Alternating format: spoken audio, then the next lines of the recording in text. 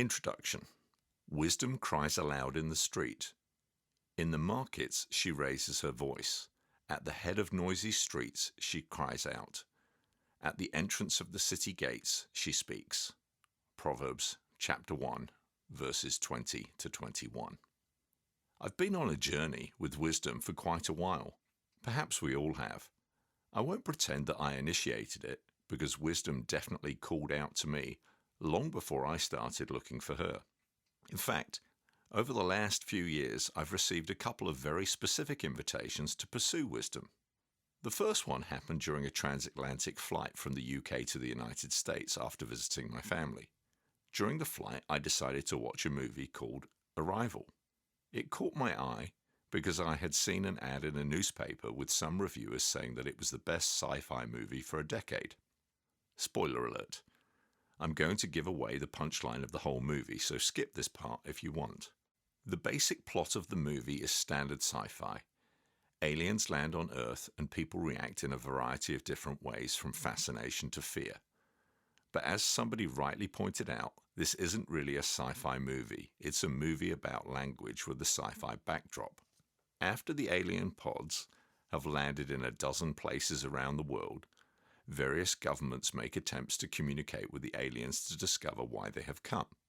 The two main characters, Dr. Louise Banks, a linguist, and Ian Donnelly, a mathematician, attempt to communicate. Gradually, they develop a shared vocabulary with the aliens. Meanwhile, the military are becoming more and more twitchy, assuming that the aliens have come to take over, or to use a more biblical phrase, assuming they have come to kill, steal, and destroy. During the climax of the movie, Dr. Banks makes a passionate speech. Speaking of the aliens, she says in reference to their language, "If you learn it, when you really learn it, you begin to perceive time the way that they do, so you can see what's to come. Time, it isn't the same for them, it's non-linear." As I listened to these words, I began to have an encounter with the Lord, and he kept saying, "That's us, Father, Son, and Holy Spirit."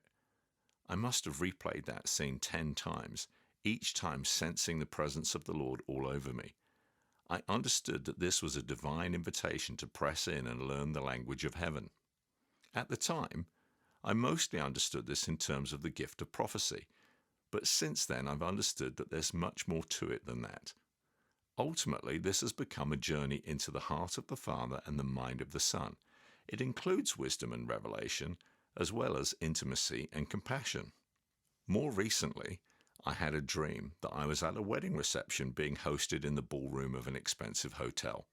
I was seated at a round table when a very tall and elegant woman walked over to me and asked me to dance with her.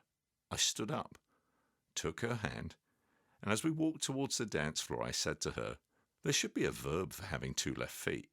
Growing up, I never liked dancing and always felt awkward. She simply smiled a knowing smile. Then she swept me around the dance floor in the same way a parent dances with their child, by placing my feet on top of hers. It was beautiful and effortless. After I woke up, I began to process the dream and asked the Lord what it meant. He showed me that the woman in the dream was the personification of wisdom.